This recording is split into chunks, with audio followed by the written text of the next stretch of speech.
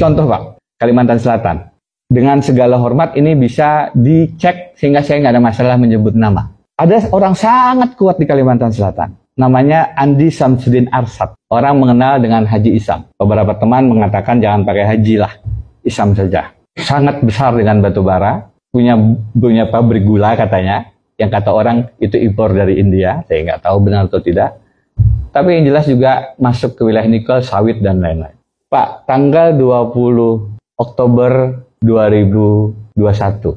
Di tengah dugaan kasus korupsi pajak yang dilakukan oleh John Lynn Baratama, satu perusahaan, sedang disidik KPK. Dan disebut bahwa yang menyuap adalah pemiliknya. Tanggal 21 Oktober, Pak Jokowi datang meresmikan pabrik biodiesel di Tanah Bumbu. Saya menulis surat terbuka, Pak Jokowi. Kenapa Pak? Tanggal 22 Oktobernya salah satu yang saya sudah anggap saudara, almarhum Jurkani ditebas Pak. Putus tangannya. Kalau saya tunjukkan videonya, bapak-bapak pasti nggak bisa lihat. Karena dia mengadvokasi tambang ilegal di sana. Sehari setelah Pak Jokowi datang di kabupaten yang sama. Meninggal 10 hari kemudian. Nggak bisa bertahan.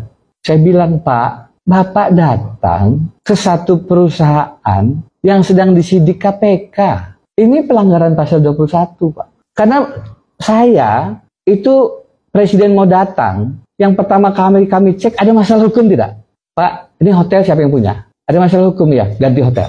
Nggak bisa Pak. Presiden duduk di satu tempat yang kemudian itu menjadi tameng kasus hukum Pak. Tapi itu tahun 2021, tanggal 21 Oktober Pak. Bapak cek setahun sebelumnya tanggal 20 Oktober 2020, tahun sebelumnya, persis. Pak Jokowi datang meresmikan pabrik gula, grup yang sama di Sulawesi.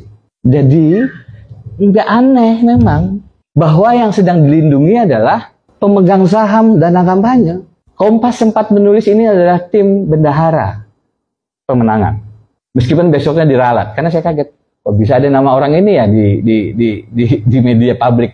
Karena fotonya aja sulit Pak. Yang bisa dapat foto beliau ini di media itu hanya Tempo. Wawancara eksklusif Tempo. Bapak tidak bisa melihat nama ini di koran-koran. Mainstream, nggak ada. Saking beliau tidak ingin publish gitu. Tapi muncul di Kompas Pak.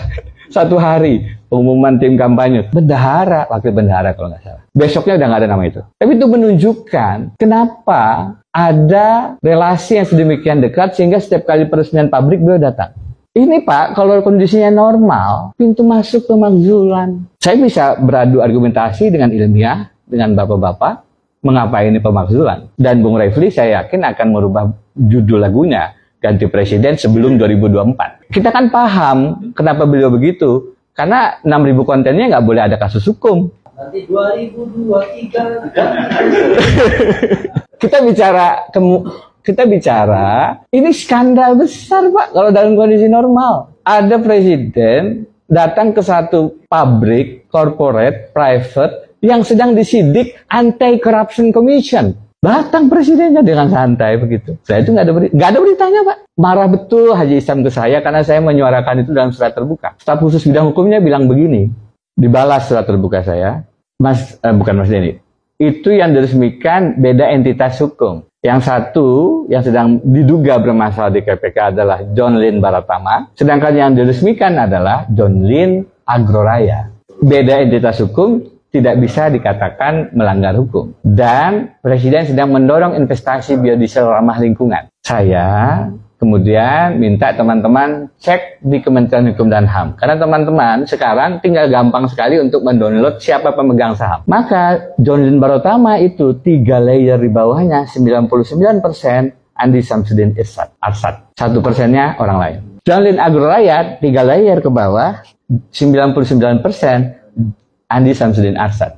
1%-nya orang lain. Ada yang baik di situ dan kita apresiasi ke Haji Isam. Paling tidak dia tidak menggunakan strategi Alibaba. Ali yang muncul namanya, Baba yang sebenarnya punya saham. Itu law firm punya strategi semua begitu Pak. Itu legal engineering untuk mengelabui siapa pemegang saham sebenarnya. Haji Isam tidak menyembunyikan itu. Saya bilang, tolong staf khusus Presiden bidang hukum baca peraturan Presiden nomor 13 tahun 2018 kalau tidak. Tentang apa penerima manfaat sebenarnya. Beneficial owner yang dikeluarkan oleh Presiden Jokowi. Ini saya apresiasi Pak Jokowi. karena menerbitkan perpres yang mengantisipasi orang yang menyembunyikan kepemilikan. Jadi saya bilang, betul ini dua entitas hukum yang berbeda, tapi pemiliknya adalah 99% orang yang. Dan Bapak itu di KPK menjadi satu kasus yang Bapak bisa masukkan Guinness Book World Record, karena ada satu konstruksi hukum penyuapan yang menerima suap sudah divonis sekarang, tapi vonisnya cuma 24 bulan, Pak. Cuma 2 tahun. Bapak bisa bayangkan kenapa? Dengan kerugian negara yang katanya pajak 100 miliar. Dan yang aneh, pemberi suapnya tidak ada. Jadi ada konstruksi hukum pemberi dan penerima, tapi pemberinya sampai sekarang, jangankan menjadi tersangka, dipanggil jadi saksi pun tidak. Kalau Bapak nanti lihat siapa partner bisnisnya Haji Ihsan, ini direkam lagi, jadi nggak usah disebut namanya. Oh, nggak usah. Itu ada di sana juga, ada di situ juga. Itu yang 9 naga, Pak, mengatakan kami tidak takut dengan Haji. Yang kami takut adalah partner bisnis. Nah, Pak Masinton tahu siapa orangnya.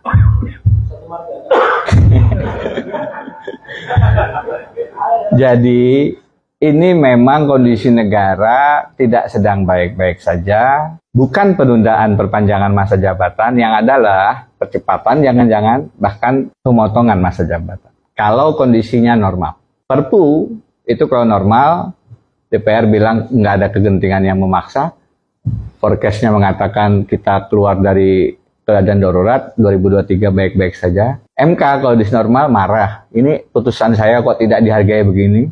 Saya bilang melecehkan, contempt of constitutional court. Tapi apakah MK akan mengatakan ini bertentangan? Saya tidak yakin setelah Hakim Aswanto ditarik. Mungkin ada beberapa. Sehingga